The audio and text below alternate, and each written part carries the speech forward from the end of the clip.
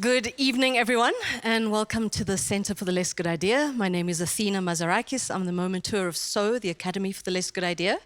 And welcome to this evening's open moment. The open moment comes at the end of an intensive 4-day mentorship called Thinking and Lighting, which has been led by the incredible Urs Schönebaum. Yes.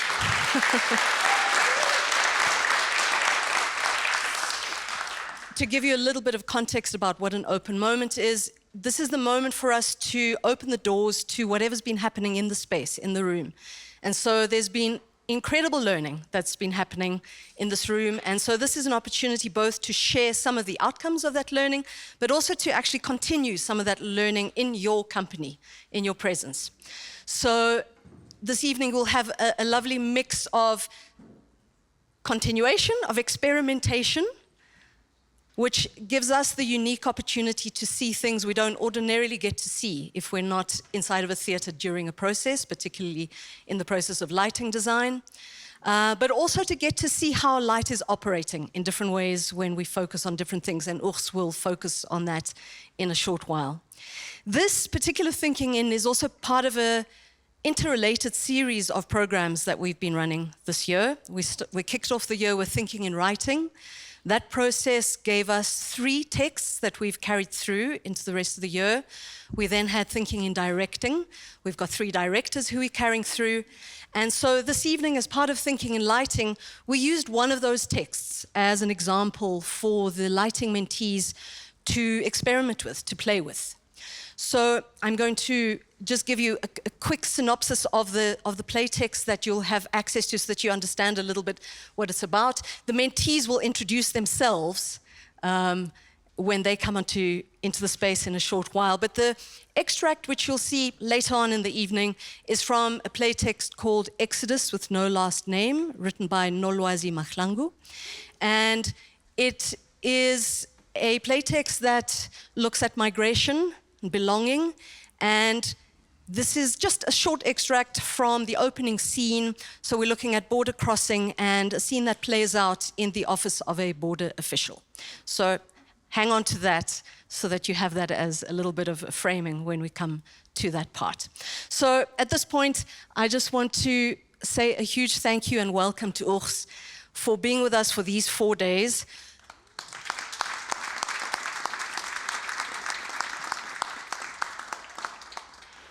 As you might have read in the blurb that we posted in our marketing, Urs is an extraordinary lighting designer who has lit across the globe for opera, for dance, for installation, for performance on every continent, and with some of the most extraordinary makers both living at the moment and who have passed. So incredible names.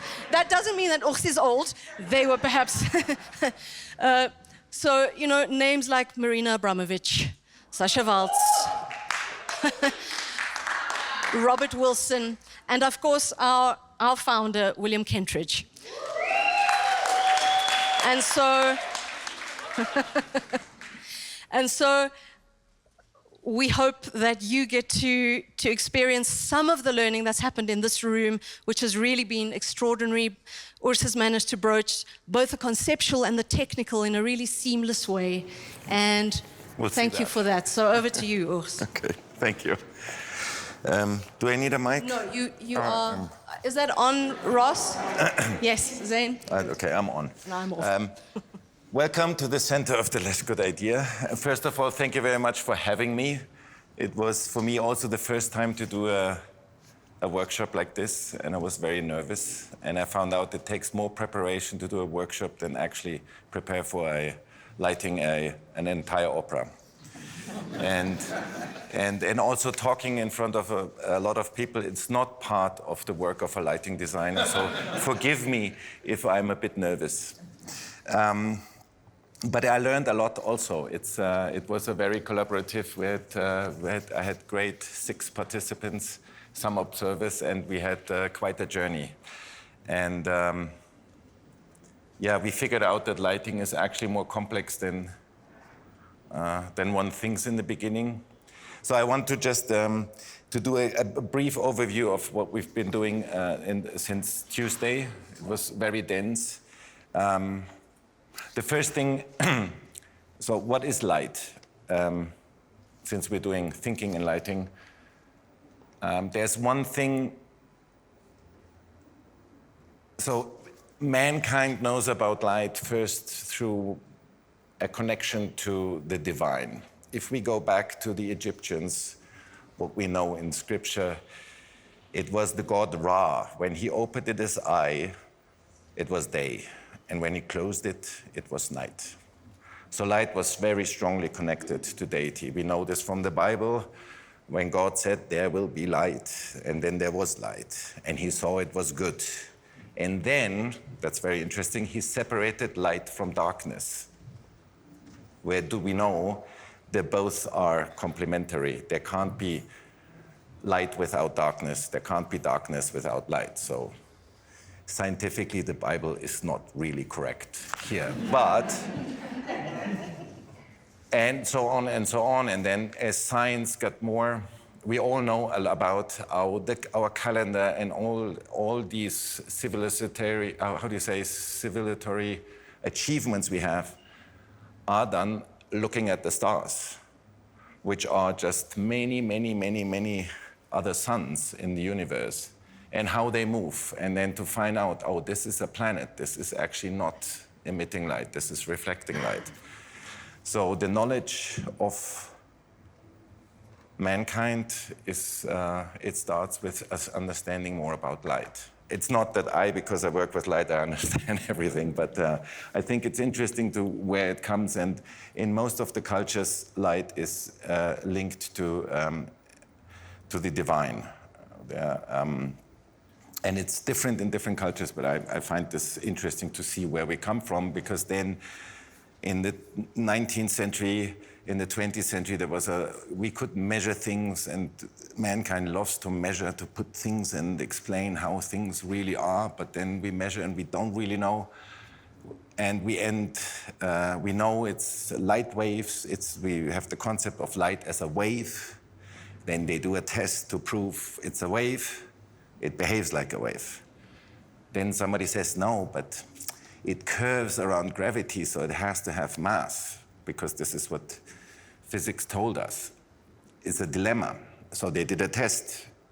The light behaves like a particle, but you can't be particle and wave at the same time. It's illogic to the scientific idea. It's like either or, but it's both. Then it gets more and more complicated. We're not going to get into quantum physics, but basically this is where it ends.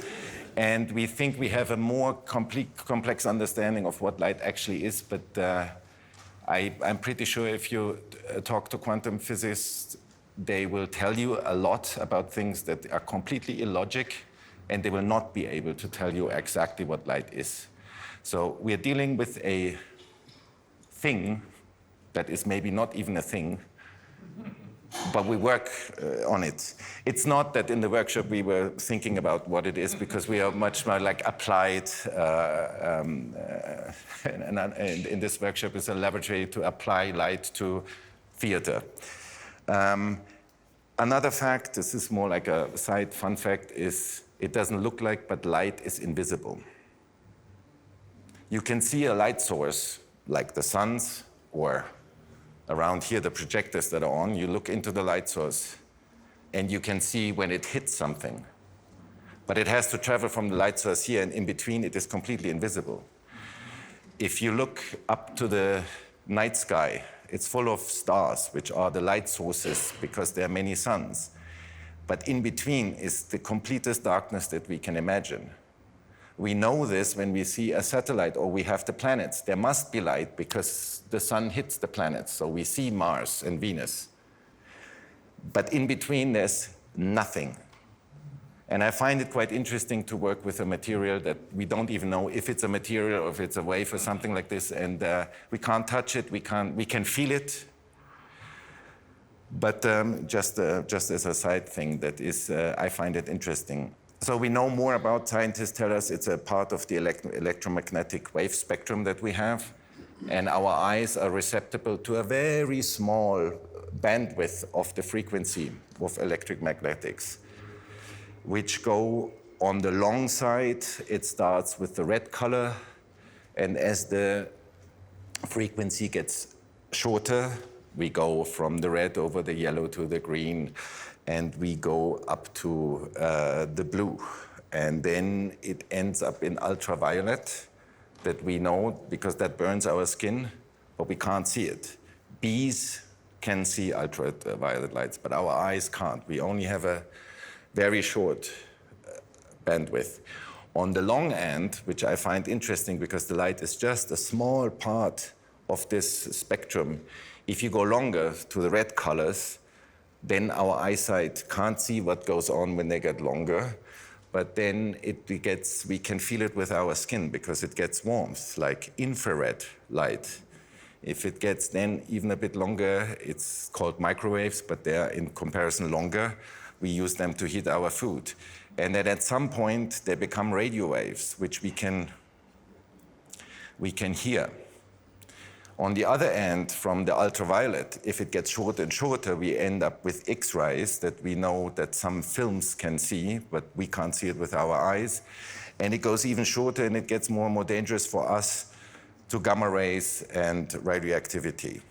So it's, which are radioactive, so they are a hazard. Thanks God we have this atmosphere that protects us from these, because the universe is full of these electromagnetic waves. So we, through evolution, we see just this little bandwidth. And for us, all these, from the red to the blue, if you put all these things together, it appears to be white light, our sunlight. And I lost now the thread. Oh yeah, so we are, I think most people think that what we see is a reality, which is for our survival. So evolution decided that our eyes only need to see these, they don't need to see radio waves because we can hear them and so on. So our eyes developed to see. And there's also scientific proof. I'm not going to go through all these things, but the thing is, since we only see such a small part, we tend to think we see this is real. It is true, but it's only a very narrow part of what builds our reality. So there's much more that we don't see. And also the other thing is, if we have functioning eyes, they are only it's like a tool. So the light goes through the pupil on the retina. There are receptors that transmit whatever hits them, like in a film camera, or now in our iPhones, the chip in the back. And this is just information that somehow gets then transmitted into the brain. It's just pure information. If there are tests of people that they were blind from birth, they did an eye operation, everybody was very, very excited to see what is happening. All of a sudden, they have functioning eyes. What do they see? It turns out they couldn't see anything, although the eyes were perfectly functional. It's because we see with the brain, we don't see with the eyes. The information comes to the brain, and we need to have a reference that is somehow in the huge archive in our brains to see, okay, this is an audience, this is a light, this is Michael. This is, so I have a concept of Michael, I see him, I don't have to think. This is because I go back and I have this in my brain. Which is, I'm just saying this because what it means is that we all have our own reality in seeing, and it depends very much in what cultural frame you grow up. It's not that we see it completely different. The best thing to explain it maybe is, we think, for example, in colors. If I say, what's the first thing that comes up in your mind when I say red? Blood. Blood. Traffic light. Traffic light. That's very different.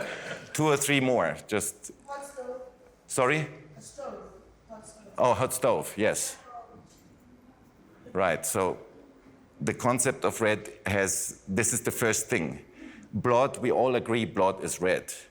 But pretty much, although bloods can have different reds, But if we just think on one thing red, it's also proven we see the red all different, because we have all different archives in our brains.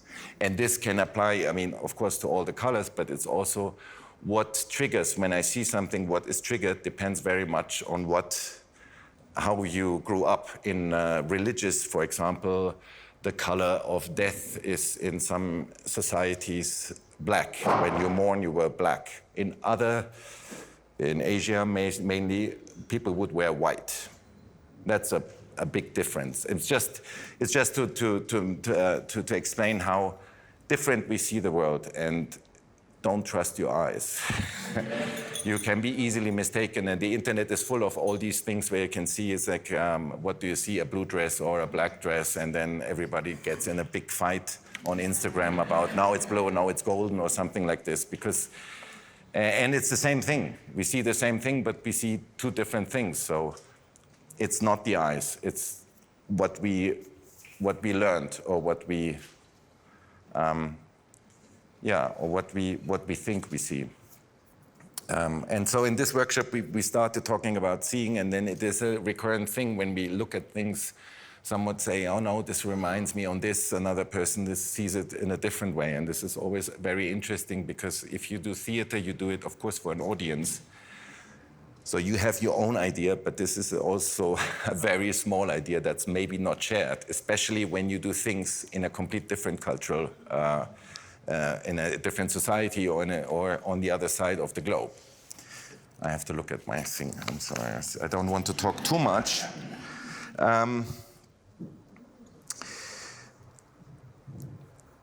Oh, yes. So I think this is just a brief introduction on light. So in this workshop, we talked in the beginning, or I talked in the beginning, and then we went to the practical thing, how to apply lighting in theater. Is it,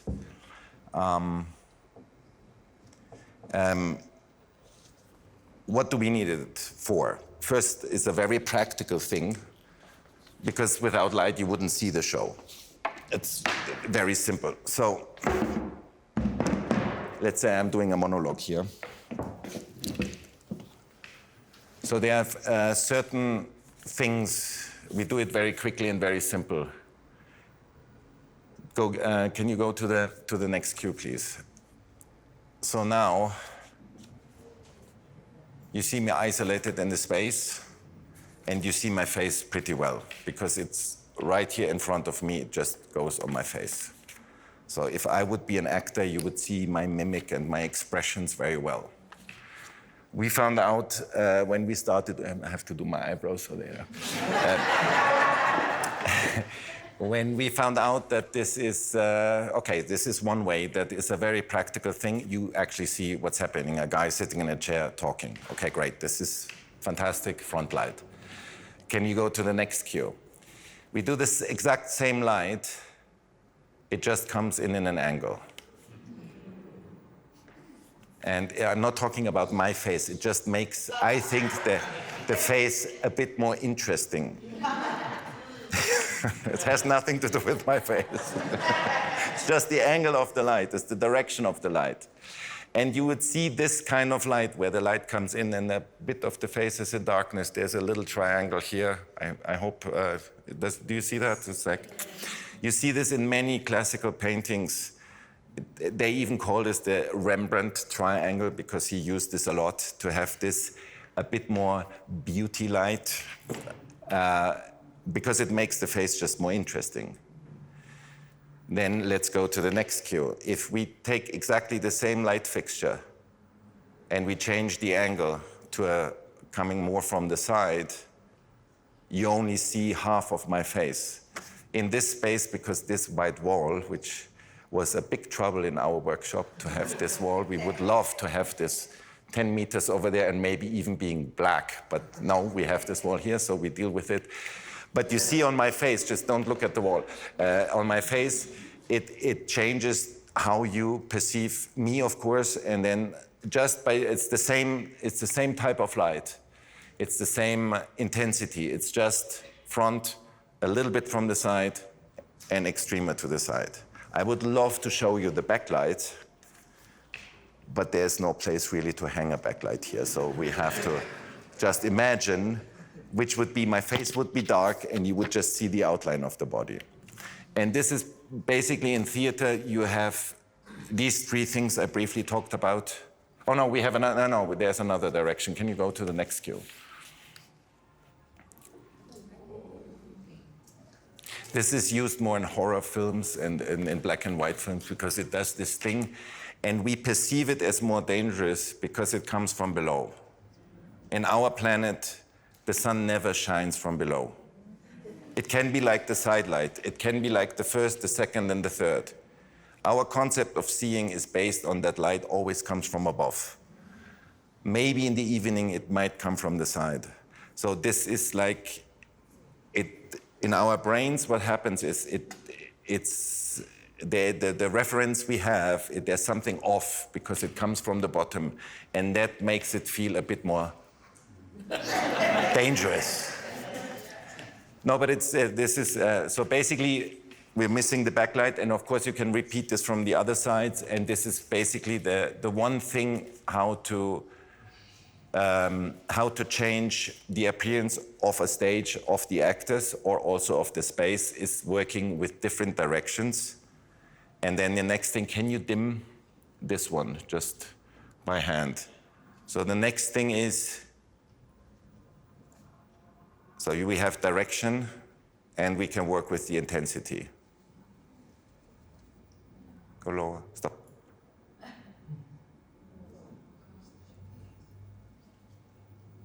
Okay, let's go to the next cue, because this is the most beautiful light.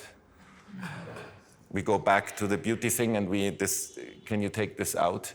And let's dim this light. And just see, and this, of course, this is the range we are playing with in theater. It's the direction and the intensity. And then the third form to express through lighting, don't make me completely dark, is using color. So when we talked together, Athena and me and Demarcazzo, about what can we do in this workshop, what would be interesting, we thought it would be very interesting to continue with this play, Exodus, with no name, because it's great to have actors, and I thought, let's do an experiment. Let's try, first we experiment generally with lights, and then let's try to take one short scene and try to light it with with three different approaches. This is something you never see in a theater because you only see the one show, and somebody decided this is how it should look.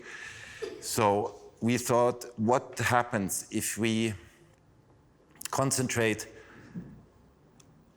mainly on color? Then we thought it would be great to concentrate only on these different directions, basically doing what I've just showed you. But seeing the exact same scene, and then trying, and then hoping to see how light changes the perception of exactly the same thing that you've seen before. And the third thing, because we saw while experimenting that when you have light, you have also darkness, as I said before, so you have shadows, as you have seen with this light. So we thought it would also be great to experiment, to have the focus on what can you do with shadows. So we have these three approaches, and just for understanding, we are not showing the outcome. We were concentrating really like on color and on shadows and on direction. And it's hard because if you want to put color on stage, you obviously have to have a direction to get on the stage. But it's important for you, what you want to see now when we do this little exercise, what we've been doing the last days, is this is not an idea how to ideally light that scene. We went to the extreme and said, like, we try to do everything with color.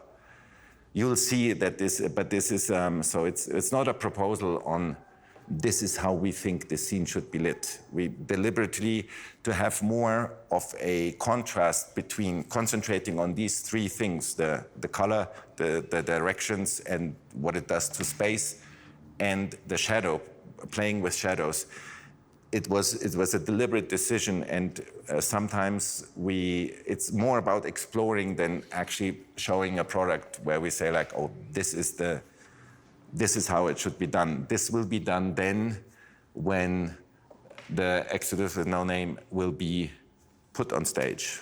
Then my colleague who's going to light this will have to come up with the perfect version on how to light this. So since we've been talking, we just saw the direction, so let's forget about this. I think we start with the color version. And yeah, let's have a look. Did I forget something, Athena? No, you're good. Okay, good. Fantastic.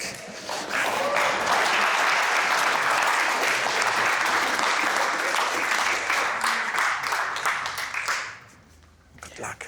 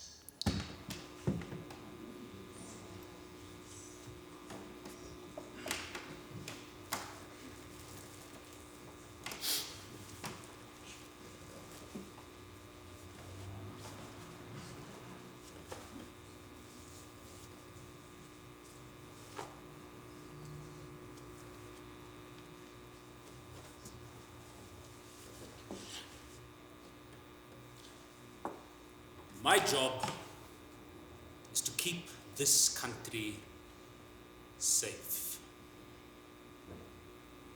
You think jotting me down is about control, and I know it's about erasure. I know what this was before what it is now. A line in the sand. People are not made to stay in one place. Our fathers understood this. Before Pangaea divided herself and surrendered to man, there was only movement. Only the body and the land and the understanding that neither one owns the other.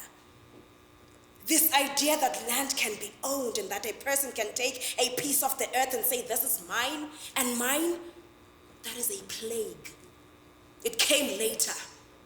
It came with man who believed that to control was to know, that to name is to own. Therefore, I will clench my teeth and put my tongue to rest.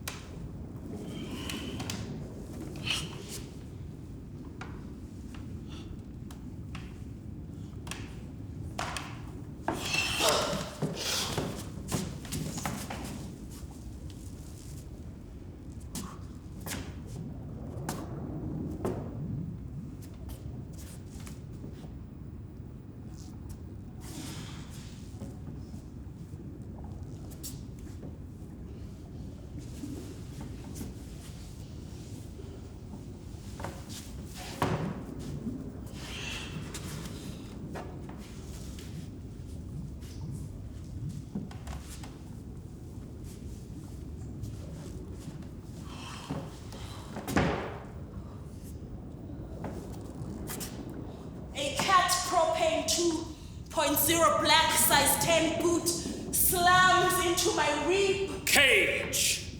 Standard procedure. I don't feel Outraged, my body jacks awake.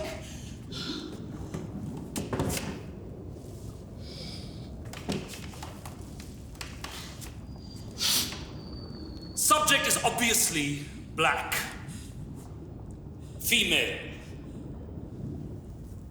Retrieved from the water. Breath uneven. Eyes unfocused. I gasp. A sharp intake like someone being born or dragged back from the dead. A resuscitation. The subject is showing signs. I slowly turn, violently coughing up water.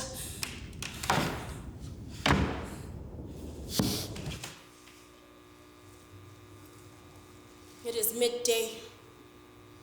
The South African sun, merciless and unmoving, watches from above.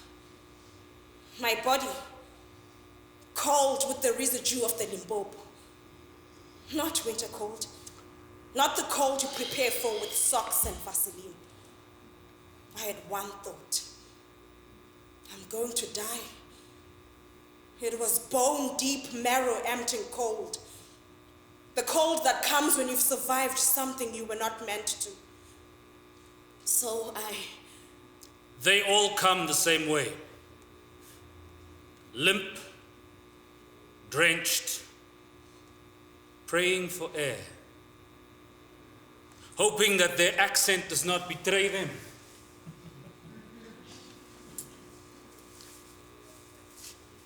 But I know a pattern when I hear one. She lay there. I lay there.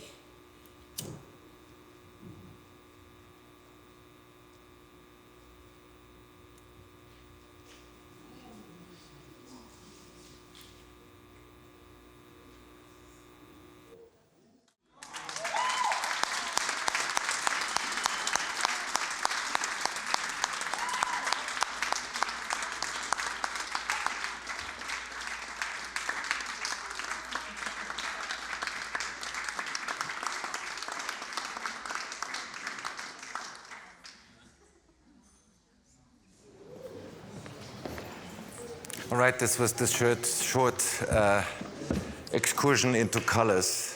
Of course, if you would do this in a full-length play, you will feel like falling into a bag of Haribos or in a fruit salad, and it might be, at one point it just becomes arbitrary. But the goal was not, the goal was to find out, and we had long discussions. Yeah, please, come, in the light. Long discussions what color should be, and obviously I was very surprised because the first idea is there is the water sound and somebody drowning. Make it blue because it's water, and but that was never the topic. And I think working on Flight with the idea was to somehow find like the emotional side of it. That is and I think it's interesting because this is something as an audience you perceive probably more in a subconscious way than you see, oh, now is everything red and it does an effect on you. But if the slighter changes, they do something how you perceive, and but it's not something that you actively notice so much. I'm just, but I don't want to talk so much. Let's present.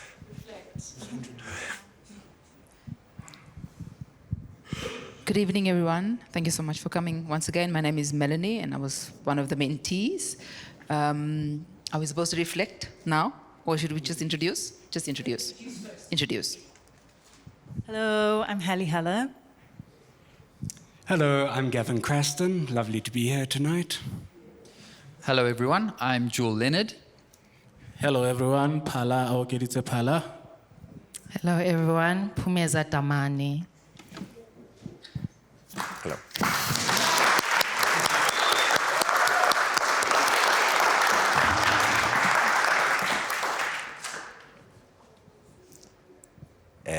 what comes next? Are we reflecting? Okay. For me, when I came into the space, I confessed and I said, I don't like color. Agreed. I don't like color, and we were asked to send our favorite portraits or artwork. And my portrait was one color, actually. So that was proof that I didn't like color. But then we came to the space, and Urs said to us that what somebody sees in color, I cannot see. So we see different things in color. So when we experienced, when we read the script, I was drawn more closer to how can we express lighting in color. So we had a discussion, and for instance, the scene where the woman is being caught. So we're like, let's put red. And we're like, but red, how is it going to read? Because everyone has a different explanation of color red, but then how does it read? So to us, red is like, it's danger, you got caught. And I hope it read well to our audience, because we were not sure. It's so red, I mean, it's a primary color. Why would we use RGB?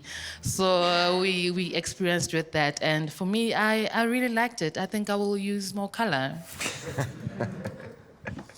I think something that Phumeza really pushed in the color spectrum, or painting with color, was not so much to use color as an external state, as in let's not do the water scene in blue, but rather how do we use color to express an internal state, which was quite a swap for most of us and took us into kind of opposite directions and decisions that weren't on the nose or obvious. Yeah, I mean, one of the things that was interesting was Urs, because we said, okay, here we're exploring color. And he's like, are you thinking color? Are you thinking emotions? Are you thinking this? So if it's the color, what is this color? Because we were like, we're going to explore color to show the inner world of the characters. So sometimes you then switch. You want the color to show the spaces, like, is that color showing space or the internal emotions? So it was such a deliberate exercise of how lighting can transform, the internal feelings of a character, as opposed to how best can we light this in color. But we failed. Dismally. Yeah, of course, because you remember the opening scene is blue. So what it triggers immediately, you have a guy with a flashlight and a blue thing. It's night. Night is actually not blue. We're all probably seen too much bad Hollywood movies where people riding on horses in a blue thing. But it's the only way that makes it credible to light, and we all accepted that blue is light. In this case, because you can't explain, it's like, look, the colors that you're seeing, they're all internal. You can't do this in the theater unless somebody explains this before, but then there's no thing. So the first color you see, you actually perceive as night and not like an internal state. And then maybe the big change to the red, we missed one change. We were a bit, wasn't that supposed to come with the chair? It was early. But it was a bit early, but things happen in theaters always. And we did not have many rehearsals because we were working until last moment. And I was just saying, and I don't want to talk too much. Yes, so the challenge with color as well was really, really interesting, because we realized that there's rules to color.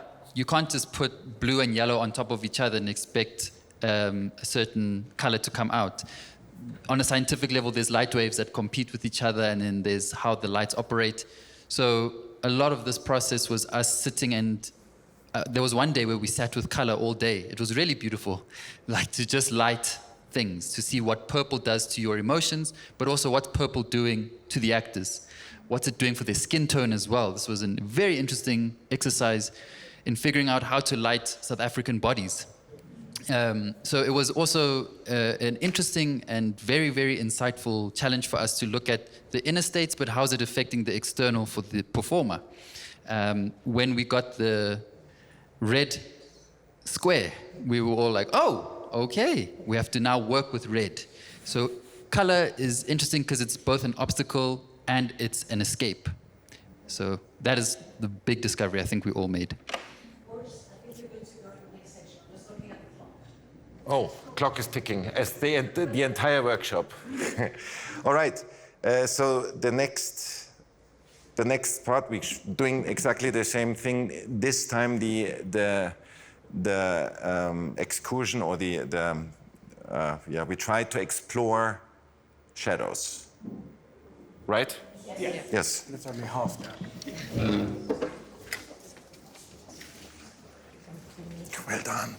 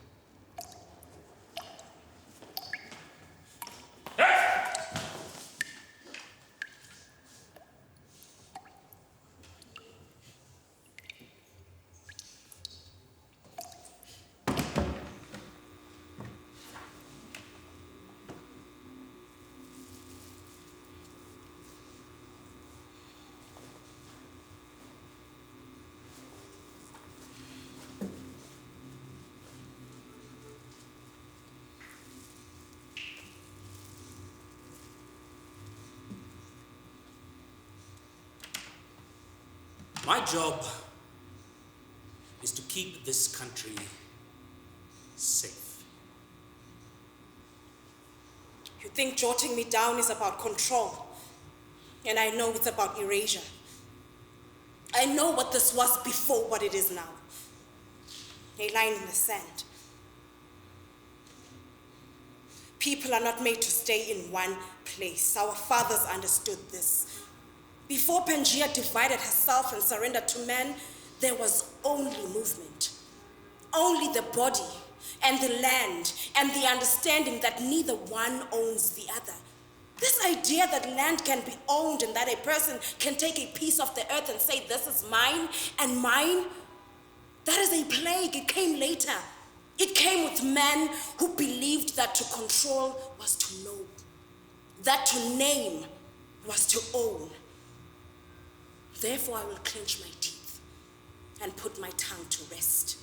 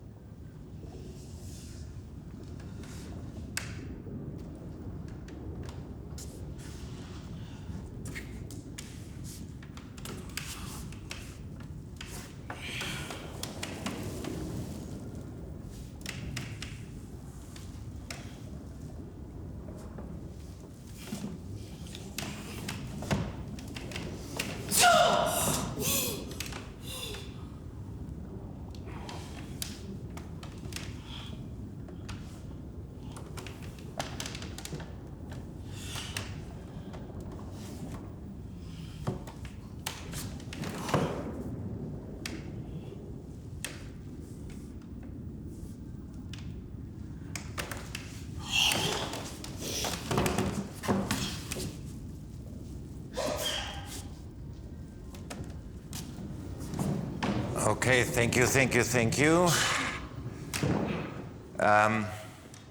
This is as far as we got.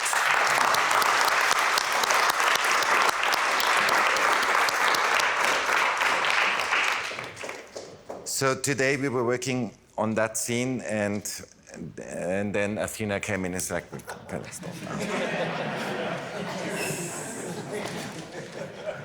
So since we have more time now, we were at just this point where we said, oh, now, right now, he lifts her. We want to do a change and continue with the idea, just how can we explore interesting shadows. So we got to the point where we set up some lights, but we did not have the time to focus them and to see if the idea actually works. This was a lot in the workshop. We were having fantastic ideas. Someone said, oh, let's do this. This is going to, yes, great, great. So we focused the light, and then it was like, that's actually not that great, how I thought. And, or the other way around. You just focus the light, it's like, stop, stop, stop, stop. This is great. Let's keep this. So you have to bear with us. We're going to focus some lights on the idea of how we're going to light that moment when they are the dancing, the acrobatic part. So let's do this. Can we take this out, please? So of course we need darkness first. So we were thinking, no, wait, we have this light. So we come from that cue, we have this light on. So we said, I don't know, wait, the number. Lights have numbers. 127, might that be?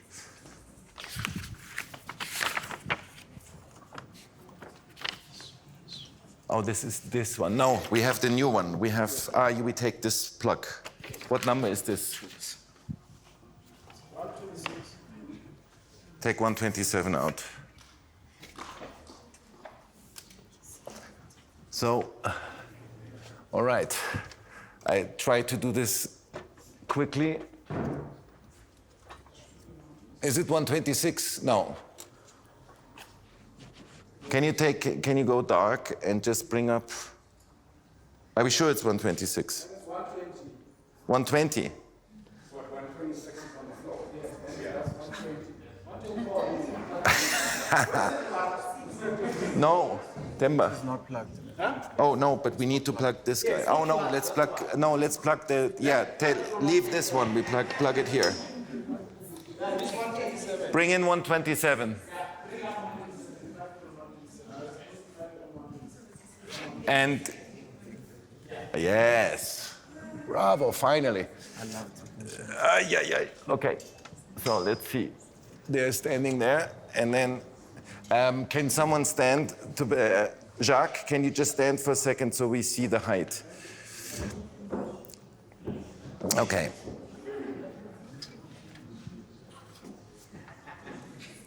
All right, let's see if this works. Then, do we want it?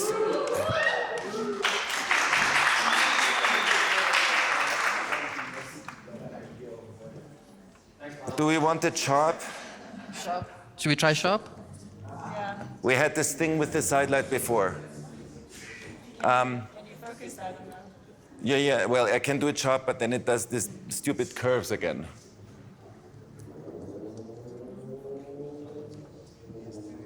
I think we go with the same, a little bit out of focus like we did the other one, in this way. Okay, let's see if this works. So then we have another one. So we wanted to, you want to focus this one, Gavin? Yeah. I don't see. Okay, I do it because it's quicker, I'm sorry.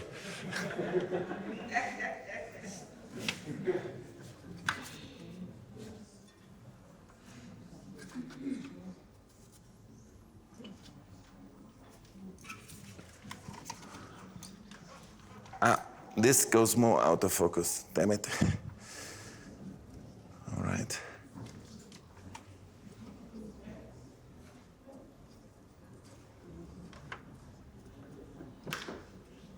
Okay.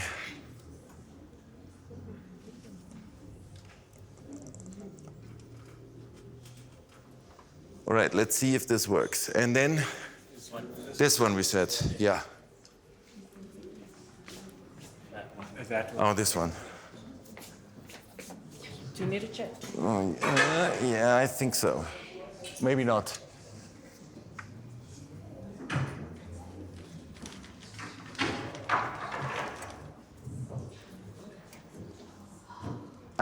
Uy, uy, uy. Ah, la, la. Okay, I think we have to live with this. Yeah. It can't be small. It's not very even.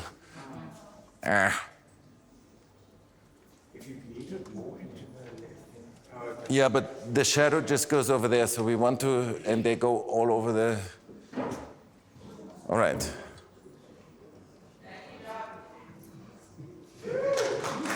Okay.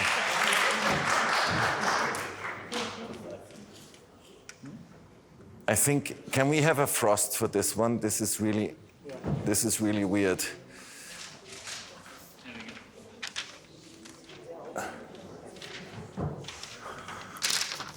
I have to focus because I'm the only one who actually reaches. Oh yeah, I do. Thank you. All right. Oh yeah, yeah.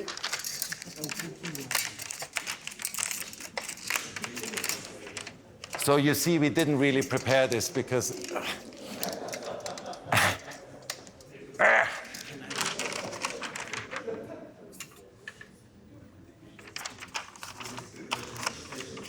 Okay, let's try to make this a bit better. What you think you Oh, can yeah. do it so we The can thing is, this light doesn't focus so well like the other ones, so we put in a frost filter to make it a bit more appear like the other ones. But I think like we want to divide the space so that we have some darkness and then. Oh, underneath, yeah. Let's have a look. So, can we just quickly see? Okay, no, wait. We had always the cue for the lifting, right? Yes. So what cue were we in before? No, but keep these light because this would be then the next cue. Are we building 209 or 207? So we're in 207. Yes, so we're building 209. 209. All right. Okay, so then let's record this. And what time should this come in? 8. So we have, before we have the shadow here, we see them on the side. Yes. And then we want to go, the idea was to go from this one vertical into more like a fresco that is going around and to multiply her. Yes. Because the idea was that we're probably not talking about one woman. Yeah. There are probably many. We only have 3 lights, so we can make 3. If we were 1,000, we could make 1,000, but 5 seconds? 5 seconds? 5 seconds up this one and then about 7 out. Yeah. Okay. Yeah. And then when you have it, let's run it first and see if it works, and then we will ask to have you. 3 minutes left because I'm always about time. So just you probably have time for just that cue. No, but we have one more idea. This should work. Well, this is now the experiment. I don't know if this was a good idea. Yeah, let's go to 207. Did you say 5 up and 7 down? Yeah. Yes, yes. So let's check if this is any interesting. So this is what we've seen. This is where we stopped. You remember this was the look. So you can just jump to the moment where you to the moment. Yes. All right.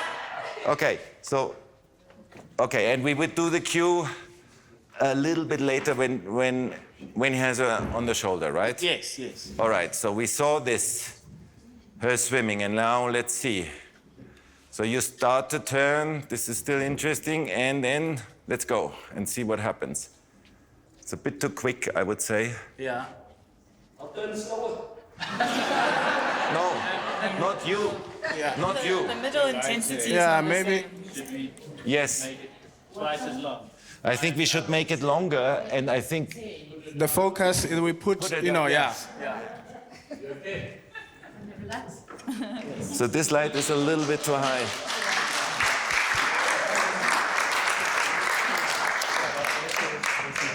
And Chill maybe, down. Yeah, just chill them.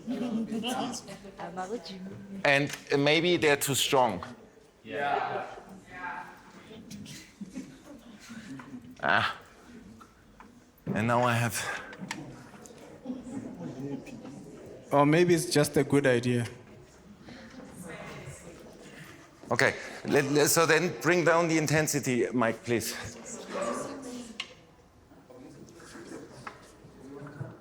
Let's see a little bit more. Okay, and of course, if this would be a good idea or not, we would then try to make the focus nicer so it becomes one thing. But since Athena said we are in a hurry, we don't do that. You have to imagine. Wasn't that a bit fast? It was 5 seconds and 7 out. And 7 up, but you said it was a bit fast. I think for me it was too fast. So maybe 7 in, 9 out. Yes, let's try this. 7, We'll 9. do this once more, and then Athena will stop us anyway. 10.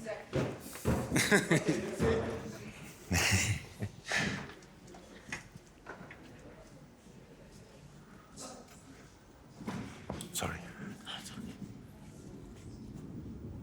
Stand by. Go Q.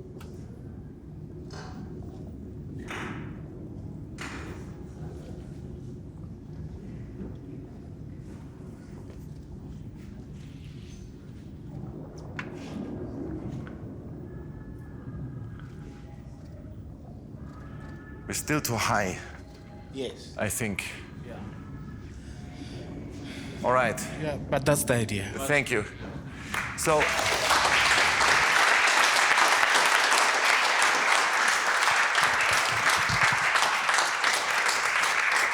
can you bring up the front light? Thank you so much. This is very exhausting. Even to watch. So, this was basically how we did the entire time. So, someone come up with the idea, this would be nice, then we look at it and say like, does it really work what we imagined? And I think this could be interesting, but we would then have to, and this is too time consuming, to put the lights all at the same height, maybe a little bit lower to have more the shadow more up. And we just didn't have the time. But this is basically how we approached this entire thing. Again, this is not a suggestion how to light this scene perfectly. This is like an etude, how do you say? It's an experiment to say, let's only try to do as much as we can with shadows. And of course, we left so many things out, especially, no, we used the light that I showed in the beginning. Anyway, we have the last part we actually managed to finish today, this morning.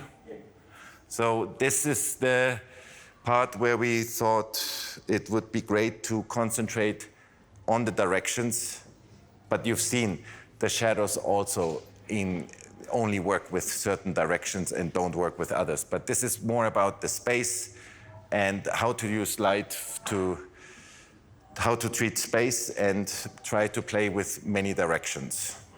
And there will also be shadows, I can tell you this. All right.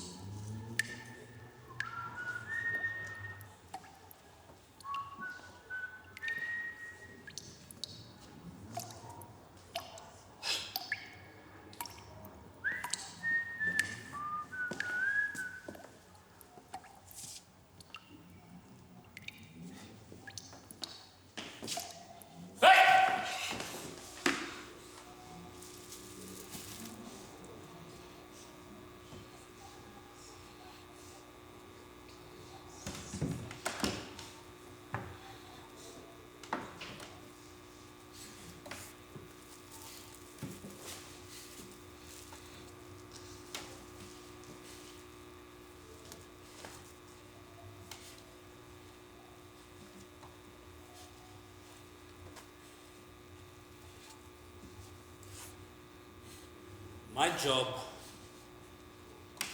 is to keep this country safe. You think jotting me down is about control, and I know it's about erasure.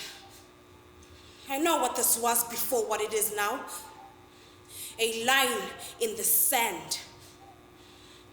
People are not made to stay in one place. Our fathers understood this. Before Pangaea divided herself and surrendered to man, there was only movement, only the body and the land and the understanding that neither one owns the other. This idea that land can be owned and that a person can take a piece of the earth and say, this is mine and mine, that is a plague. It came later. It came with man who believed that to control is to know, that to name is to own. Therefore, I will clench my teeth and put my tongue to rest.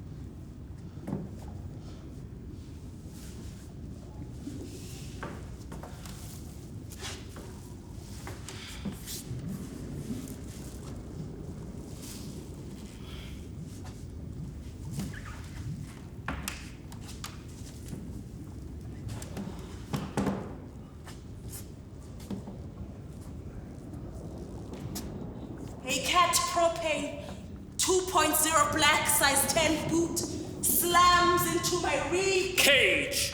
Standard procedure. I don't feel out. Raged, my body jacks awake.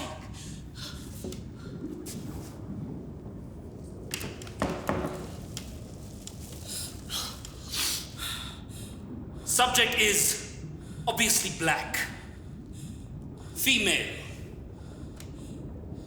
Retrieved from the water. Eyes unfocused. Breath uneven. I gasp. A sharp intake like someone being born or dragged back from the dead. A resuscitation. Subject is responsive. I slowly turn, violently coughing up water.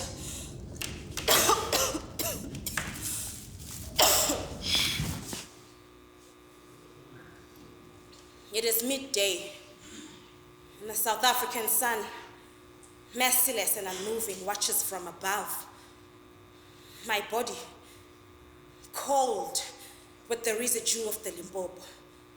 Not winter cold, not the cold you prepare for with socks and Vaseline. I had one thought. I'm going to die. It was bone deep, marrow emptying cold. The cold that comes when you've survived something you were not meant to. So They all come the same way. Limp, drenched, praying for air. Hoping that their accent does not betray them.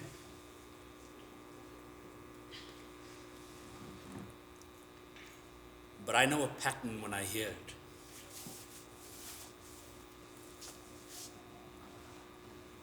She lay there. I lay there.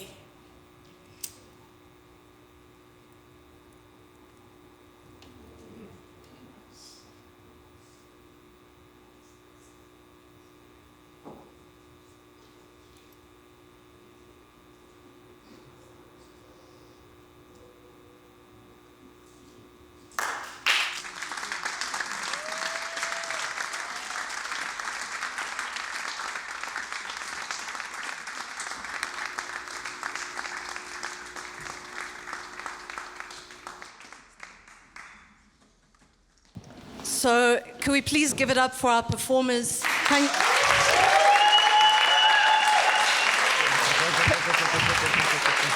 you see?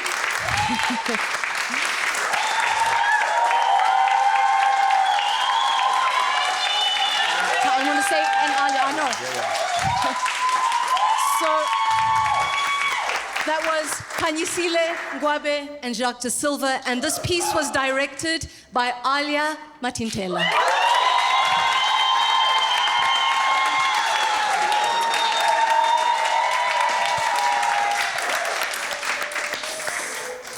And so, a moment for Q&A. So could we all come onto the stage, please?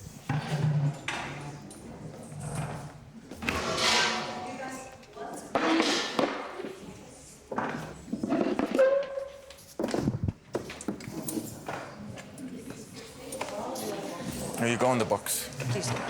We're not so many, are we?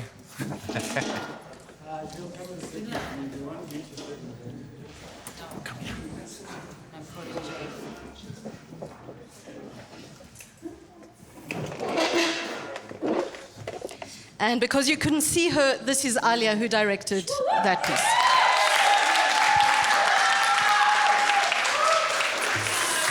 Right, so we have time for a few questions. Can I get this mic to you, Ntabi?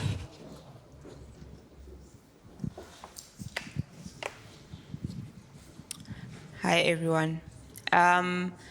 So, Urs, I'd like you to please just speak back to whether there's a generosity or lack thereof that is considered in terms of the other theatre elements do you need to consider as a lighting designer?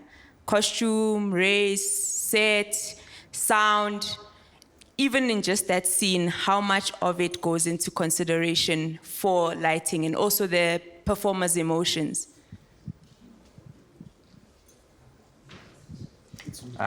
It's me. Yeah.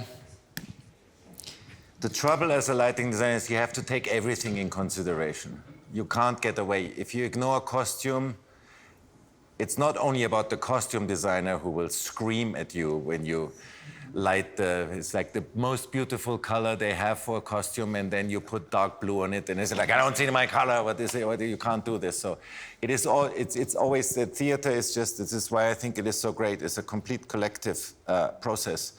And sometimes you have to say, well, but in this moment, the costume is really not so important because it's much more interesting to have this blue side light because it goes for the emotion or for any dramatic thing. And then the costume designer will say, yeah, but then in one scene, please, can I see the car? And then this is how theater works. And you can't, the set pretty much dictates what are you able to do. If you would just imagine the set designer says, I have a great idea. I'm going to put a white shoebox on stage and I cut just the front off. And then you act in a box with a roof. There's no possibility like we did with this nice side light.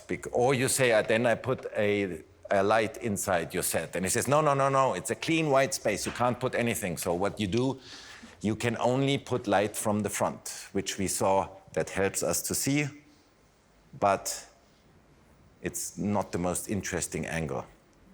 And also, then you have one light doing this thing, so you switch it on, you go have a coffee, and then at the end, when the play is over, you switch it off. Of course, you can play with the intensity, and as we've seen, with the color. And then maybe the director says, Urs, it's too dark. And I say, okay, don't worry, I put another light. But then I have two shadows in the back, and that doesn't look good. And it's still too dark, and I put another light, it's three shadows. So it's very much dictated by where can you put all these angles, what we've been exploring here.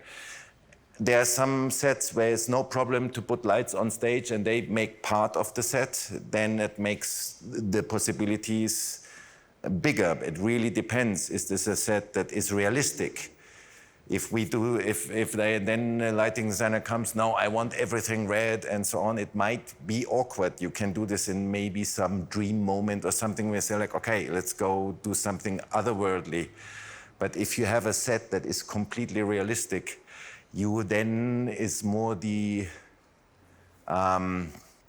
task is then more to have something that suggests that is actually there is a wall light. If he opens the fridge, the light comes out of the fridge, and you maybe be able to make it a bit more brighter than it would be in reality.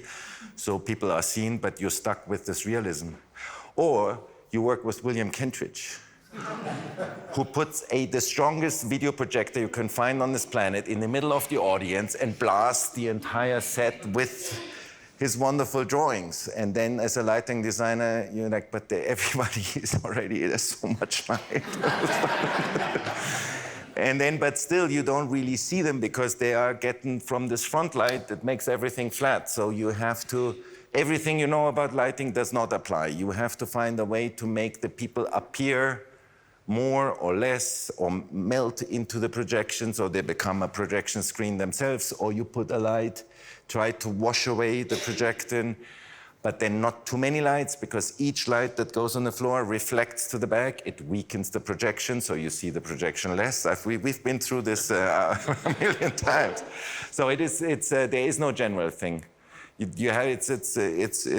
always as a whole how to approach this. And then, of course, there are ideas dramaturgically to say, like, oh, here we need something more harsh, and then this is darker, and then slowly this constructs.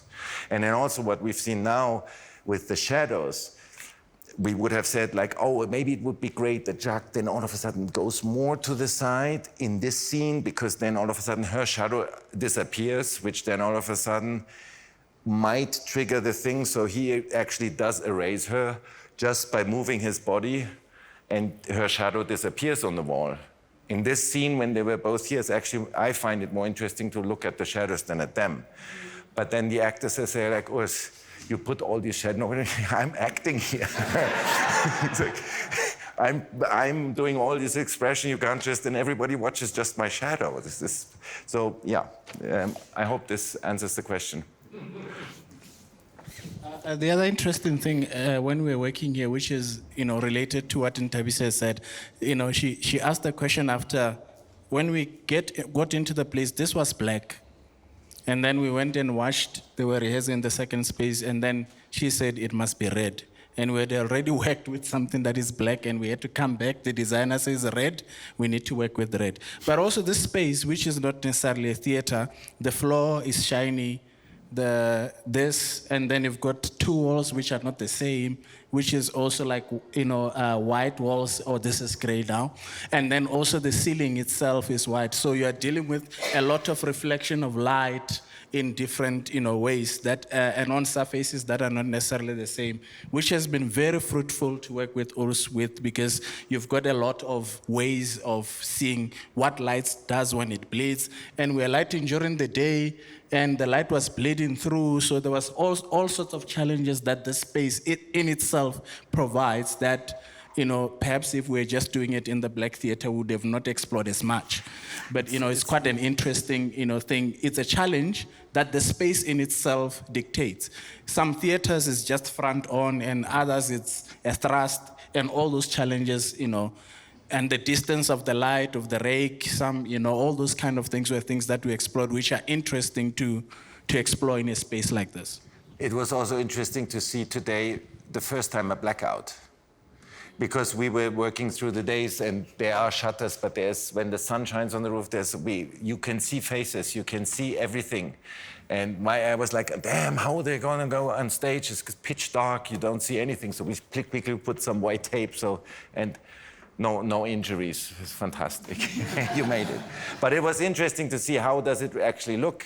You try to do a color on the back wall, but you always have this flare of the sunlight on the back wall. So it was also a challenge to judge, not knowing, because we saw it, I mean, and this time from this side that we didn't go. This is another challenge. If you have what I just explained, this light that is a front light on me here, if the audience sits here, it's all of a sudden the interesting side light.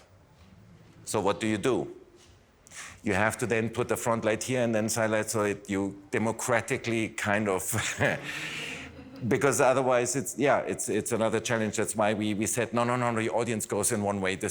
We don't have the time to do all this also. This was, thank you for bringing this up. This was actually, it is a challenge to do things here, and we explored it, and I think some things we actually mastered.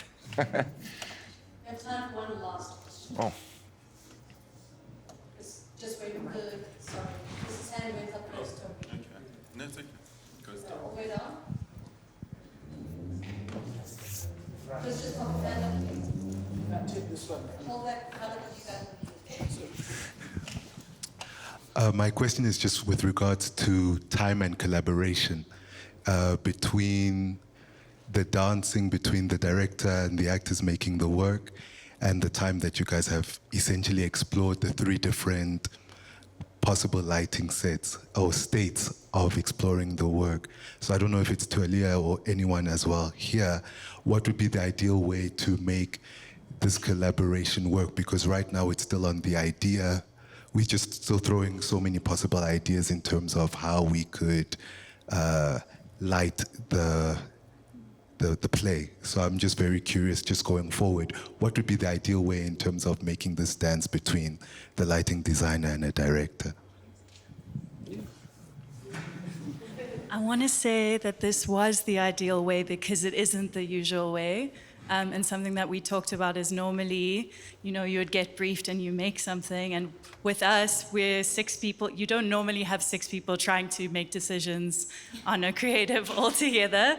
And that was really challenging, but I think that's what is so great about working in this unfinished way, is that we got to resist our initial impulses and try other things. So I think for us in this learning process, this was the ideal way. And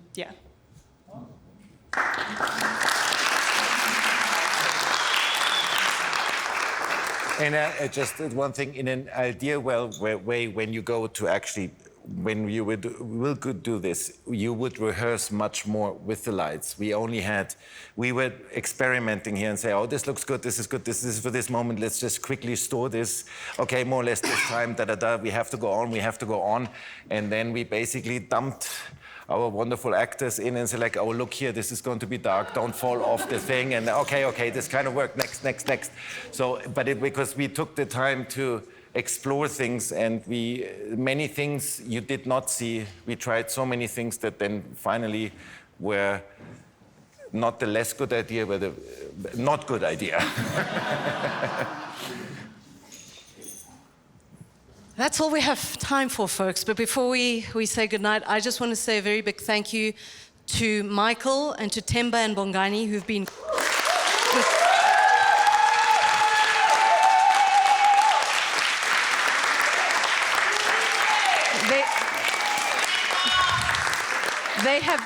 They've been working at lightning speed since Tuesday, so thank you very much.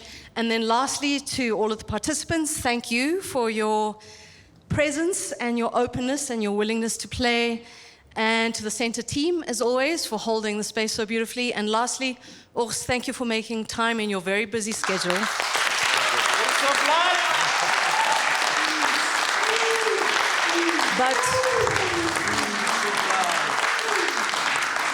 But especially thank you for distilling this vast knowledge and experience you have in a really clear and precise way, and then sharing it with our participants with the most incredible generosity.